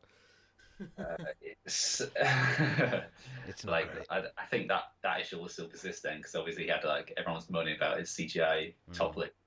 I did actually notice it when I watched it, but yeah. I only noticed it when I found out about it. Yeah. It's like I can't unsee it now. You know, it's just there. But what's our kind I of think thoughts it'd on be that? a good to see his cut of it, because the film didn't do that great when it originally released the theatrical version. So I'd be interested to see the Zack Snyder cut. I know it's going to be so long though. I have to cut out a whole 4.5? afternoon. Oh god. 4.5 hours. I think. Yes. Dunno. So I have to dedicate a whole afternoon to that one. Yeah. I'll happily watch it, but that's a long film. But I think, to be honest, it makes sense for something like Justice League to be that long with the sheer number of big iconic characters that are in it. So I personally, I think it makes sense. I mean, I watched the extended version of it. I got the Blu-ray of it. Well, not of Justice League, sorry. I watched the extended cut of Batman v Superman. That's damn near 3 hours long. So, and I think the extended version was better because it was able to tell more of a story. And I think that's the problem: is people are impatient. They like to have quick and simple and easy stuff. You know, it's why people don't watch series anymore that often, because they're like, oh, each episode's an hour. There's 12 episodes. That's 12 hours of my life. So, but if you just watch an episode every other day or something, or every week as they release, very manageable. I completely agree. But yes. Any more film news then? Not at this point. Shall we move on to some interesting stuff? Random Tings. Random Tings. Random thing. First random ting is urgent news.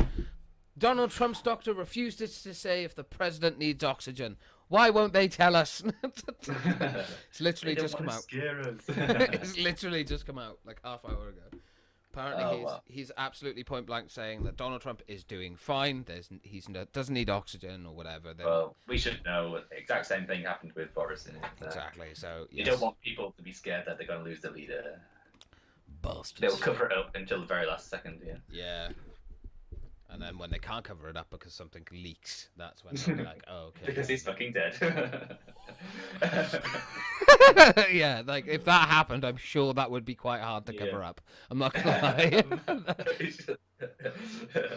Like a puppet. That would be that'd be terrifying. The idea that he was like a day ago going, he's a useless man. I don't like him. He wears a mask. Look at the mask. Imagine that news breaking that President Trump didn't make it through. Hopefully he does, obviously, but never know. That's the first random thing. It was urgent news. The second random thing is one that's been probably we can relate to. What do we think about, in general, men not being able to show their emotions?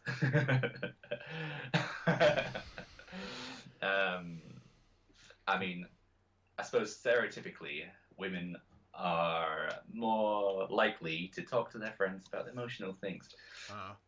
And in general, I know suicide rates of men are kind of very high at the moment, especially during lockdown. And in younger men as well, it's like getting younger and younger. They're just, it's an uncontrollable figure. It's like more people are dying from that than COVID these days. Like, tenfold.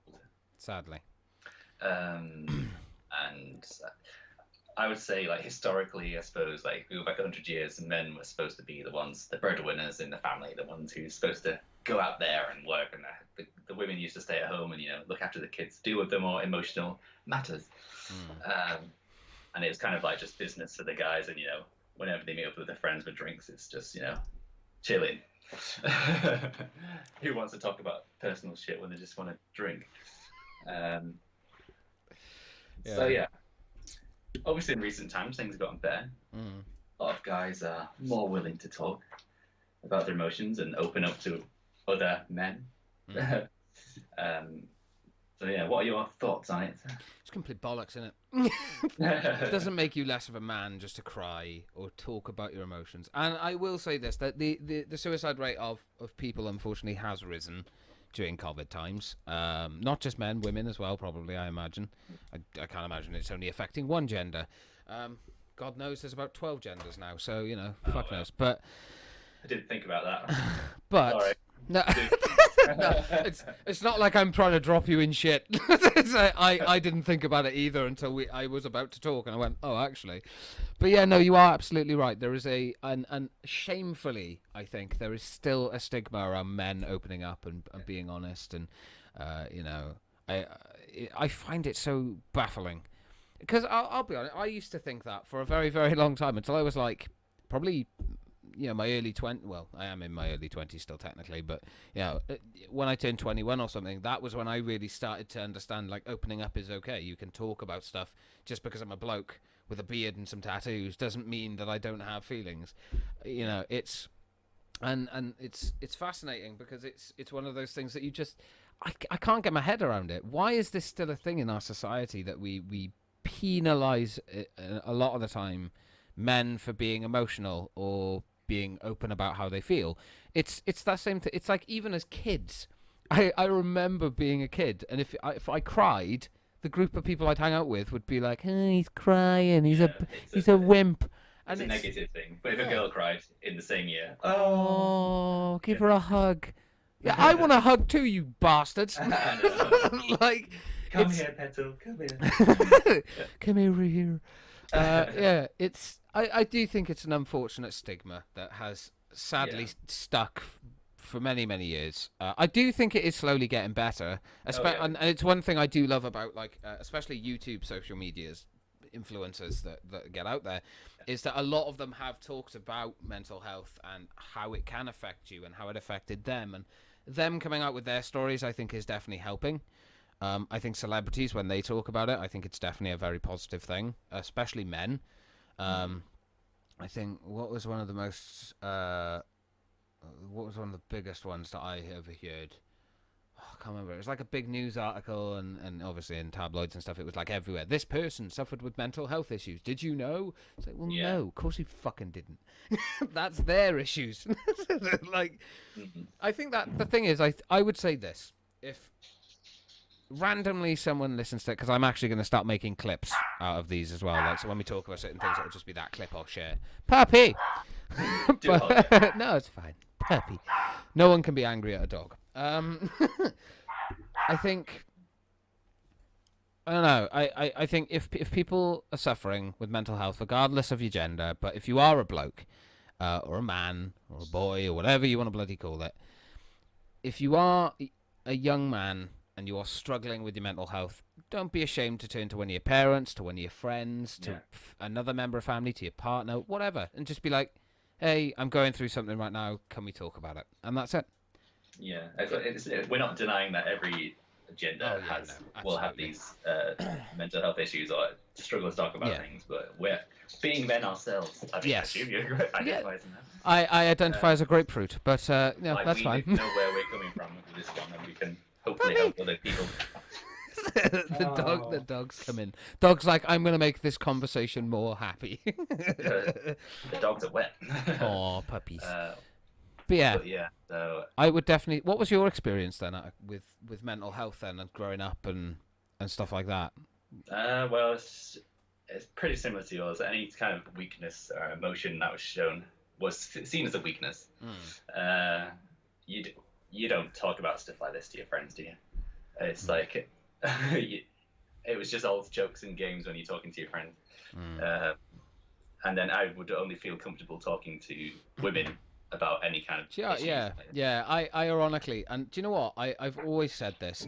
I've always got along with women or more like older motherly figures. Yeah, I've always got along better with women than I have with men ever since I was younger. And with even like friends and stuff, females, I've always had better friendships and stuff with them. Yeah. Hello, puppets. But I've always found it profoundly more easy. I was very lucky as well in my early, like in my 18, 19 years, I had a lot of male friends that were okay, like weren't assholes, basically. I'll put it like that. Oh yeah, I was never friends with like any typical bloke, you know. Yeah, I think I ditched all them after school. Like, I felt a bit bad because I did have a few good friends, but a lot of them were very, shall we say, stereotypical men. Yeah. We'll go with that. That's the respectful way of putting it, right? Yeah. So, I think it's a shame. It was so like untalked about that I don't think I even realised that anything like this existed for a good time. Absolutely, no, I would agree with that. Pappy! I think, no, I would agree with that. I think the thing is, as well, is the education on it is not very good. I think we've talked about education and stuff and kind of how we feel about having mental health be an actual thing that we're taught. Go for it. I'll keep talking. I think it's one of those things. I think that, if we had been taught about it when we were younger, it wouldn't have been such a big deal.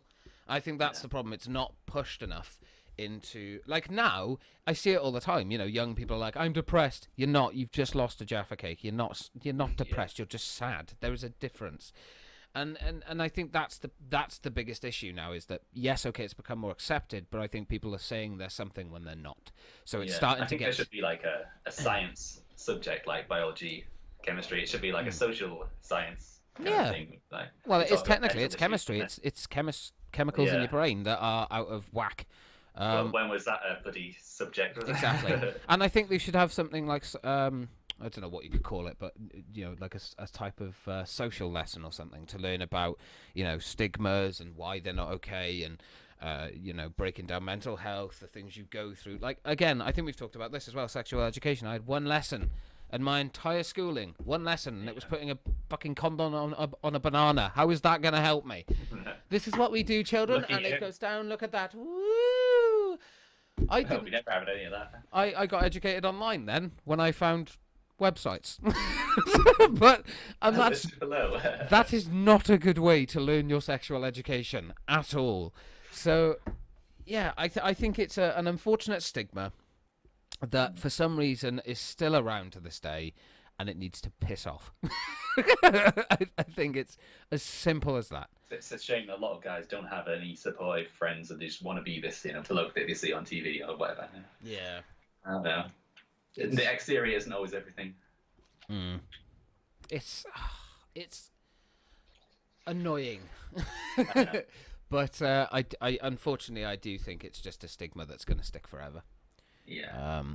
And luckily we both have people we can talk to, and we both have supportive friends, male and female. Same goes for people that are watching this. I know there are a few people who are watching this, and I know I've actually had conversations with people that watch our podcast who are like, my mental health's rough at the moment. I've lost someone that I love, or COVID has ruined my entire life and stuff. And there is no shame whether you're a man or a woman going, I need someone to talk to right now, or I'm fucked.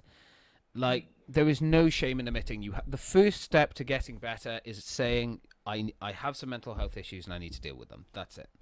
And you go from there. If you think counselling is the route you need, you go for that. If you need to get medication and go on that temporarily to sort of get yourself to a healthier spot to be able to address the issues, then do that.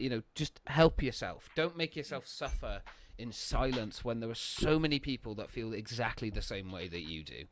And there is no shame in that. Just fucking don't listen. I know it's hard. It's much easier said than done being like, don't listen to the people that fucking, say horrible shit about it. Fuck them. Those kinds of people are the people that like getting pleasure out of fucking other people's misery, and they're not worth. Those types of people end up needing it in the future. Exactly. Funny that, isn't it? And it's ironic. They're not worth the shit in the toilet. So just if you suffer with mental health, go and get yourself help, or not even get yourself help. Just talk to someone.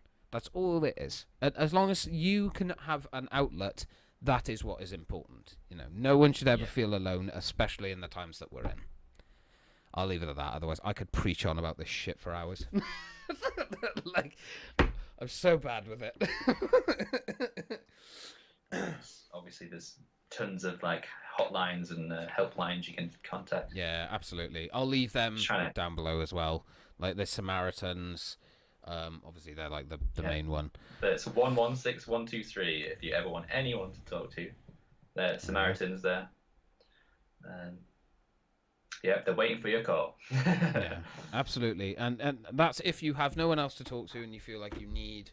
Or even if you do have people to talk to and you just want an anonymous Yeah, absolutely. person. Maybe you're not comfortable discussing the stuff that you want to talk about with people in your life. There's I know the first step for me of talking about things was to talk about someone who had no relation to me whatsoever and wasn't going to judge me. That is the first step that I needed to take. Out of curiosity, then, just to kind of elaborate on this subject, because I know we've sort of dabbled in stuff that we've gone through, but obviously within the range of feeling comfortable.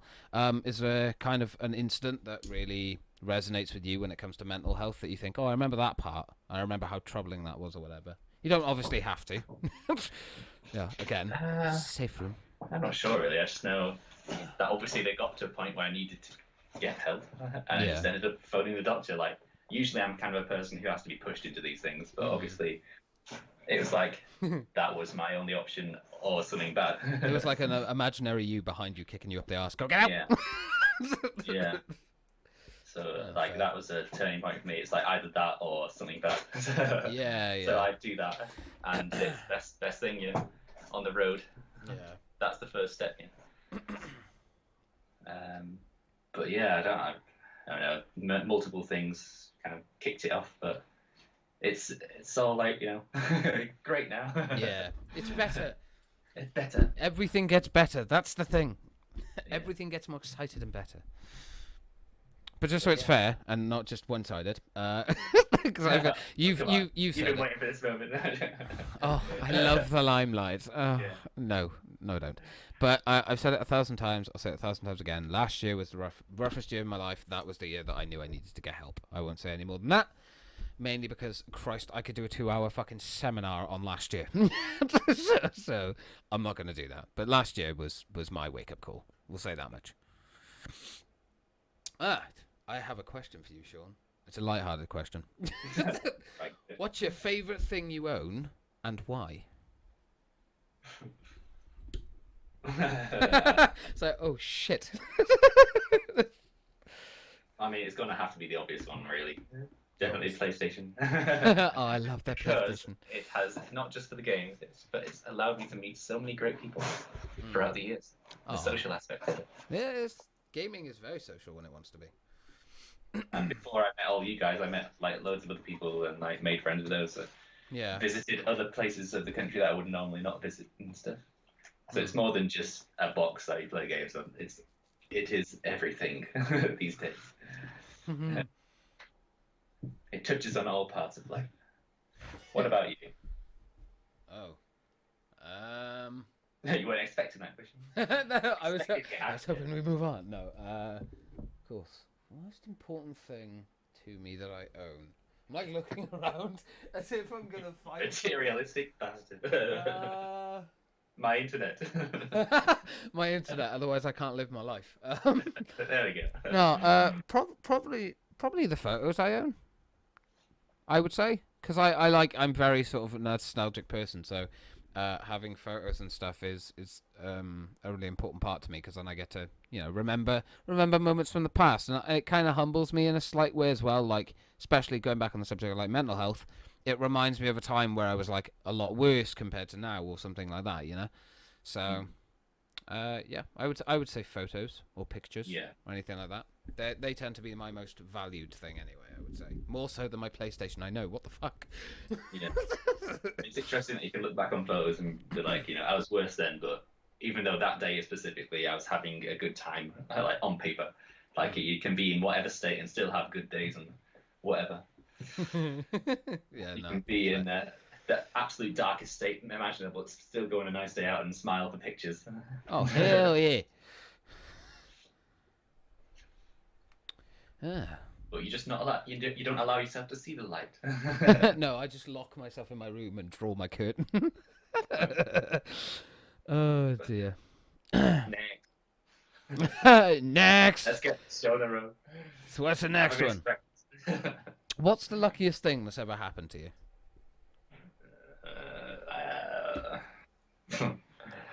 Do you want to answer first? Walking. That genuinely, I wasn't meant to walk. Yeah. So it was an interesting perspective when I stood up when I was like 5, and my mum was like, "The fuck? Who are you, Bigfoot? Sit down." So yeah, that's probably the luckiest thing that ever happened to me. Yeah. The surgeon that I got who actually made me walk. Honestly. I don't know. Just I suppose having the ability to communicate with people and make friends and live a normal life. That's lucky for me. A lot of people aren't blessed with that, so I'm just That's a nice lucky to be alive. one. Yeah. So that's a nice one. I like that. Have you got a most embarrassing moment? I have too many. I'll be honest. I can't. I can think of an embarrassing moment that happened literally 2 days ago, but I can't think of a really bad one. But I'll just say this one anyway. Oh, it doesn't have to That, be really bad. Jesus. that embarrassing moment when you walk around with someone else's trolley, and this isn't like that bad. You walk around with someone else's trolley without realizing it in the supermarket. 10 minutes I was pushing this woman's trolley around. Can you imagine that? Those are the situations that can turn into think some of the she's best actually, like, memories.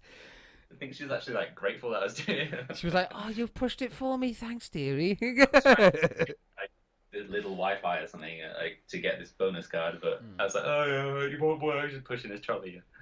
Oh, that's amazing. But yeah, and then she was like, "Excuse me, that's more." It's like, "Oh no, I'm dying inside." Oh fuck! I'm so sorry. Those moments can be quite entertaining though as well. Where's my trolley? They'll happen to me. Look at that. Then like had to go back to the start to find my own trolley. You had to actually. Wait, she didn't bring your trolley. She was just like, "Fuck you, take my fucking trolley."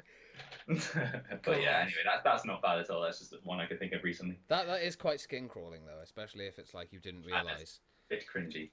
A bit. It's like quite funny though. I suppose for other people. What's my most embarrassment? I don't know. If I had to choose one, it was probably walking into the wrong like classroom or something.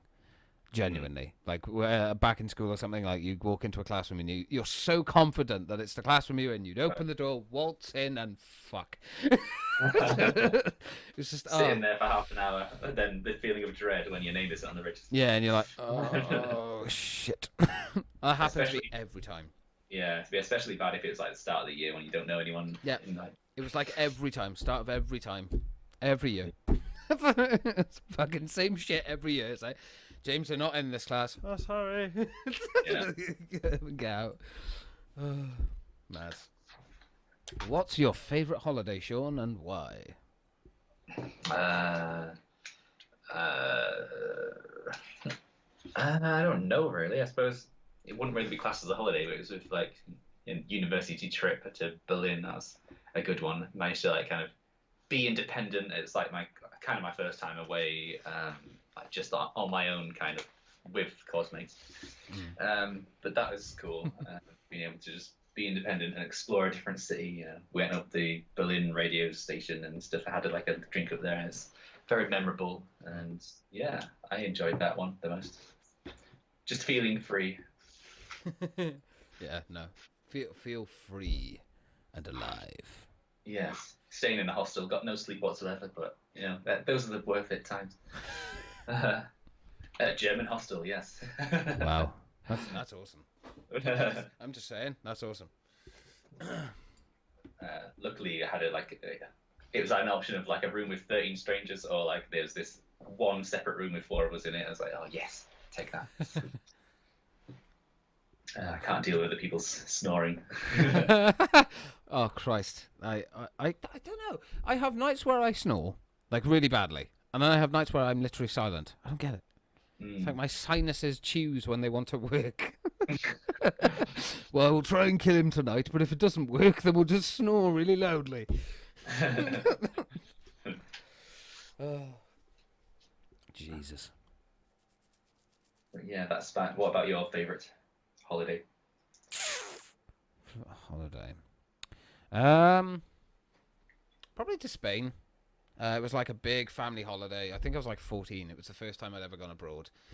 We went to like this really, really lovely villa, and there was like a pool, and all of us were there, like my grandparents, my auntie, my uncle, Steve, who was like a father figure to me, my mum, like we were all there, and it was this nice villa. It was like a week away. My granddad did like shred the skin off his arm by slipping on some steps at one point, but it was quite funny because he just pissed off and just left and found like a shop and was like, "Mate, do you mind pissing blood all over this floor?" And he's like, "Do you mind helping me?" And the guy was like, "Oh."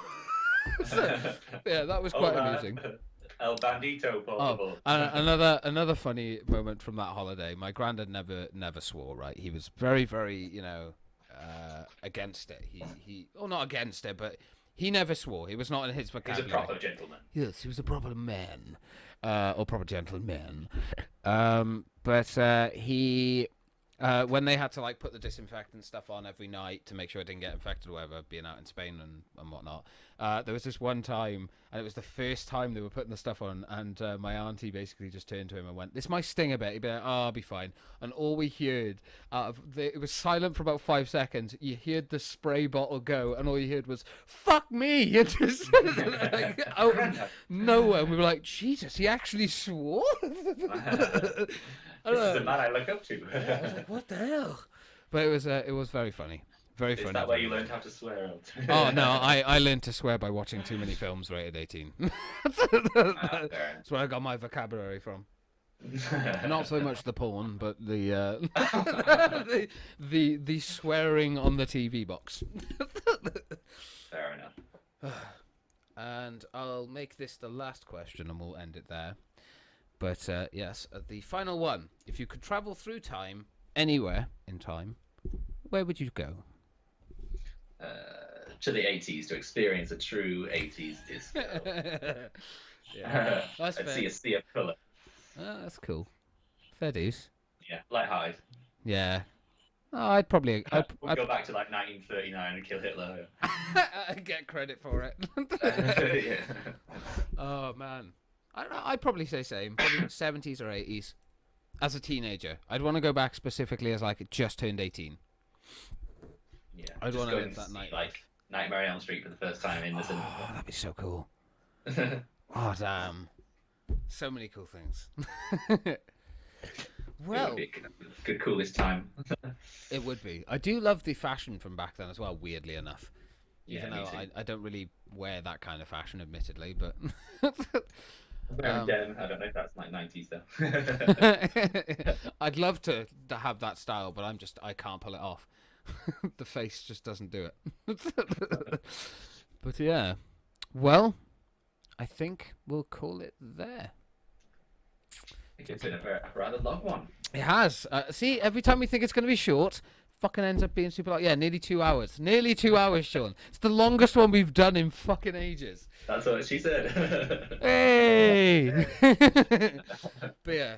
So, yeah, thank you to everyone who watched this one, or listened, or had it on the background, or who just watched the random clips that I'm going to upload through the week, because what I'm going to do is upload clips through the week, and then this will go up next weekend. Yes, I apologise if I'm really dark. It's the gloomiest day in the world. It is gloomy as fuck. But yeah, so hopefully you guys enjoyed it. Again, thank you very much to everyone for watching. If you did, again, thank you for Sean for joining me, as always. My It was a lot of pleasure. fun. It's always a pleasure to talk to you and see your face. So yeah, and to anyone that watched this on demand, thank you very, very much. I always leave these podcasts beaming with joy. Yes, I'm That- always happy. I mean, Yeah. I'll be miserable in about 3 hours when I've sat here Yeah. doing nothing but The editing this highest shit. for enough. But I'll be fine. It'll be good. Hopefully you guys enjoyed it, though. Hopefully you're still enjoying the podcast, even if there are 2 weeks in between. But I think it does work out better. Hopefully podcasts will be longer like this one, because we'll have more to talk about. So it'll work better in the long run. So yes, I'll leave it there because I'll ramble on otherwise. But thank you all for watching. Hope you have enjoyed. And myself and Sean will see you very, very soon. See you next time. Bye-bye.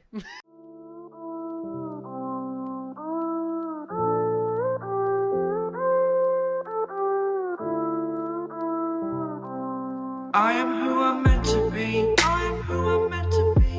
Over and out again. My future future needed clarity, so I could see how you react.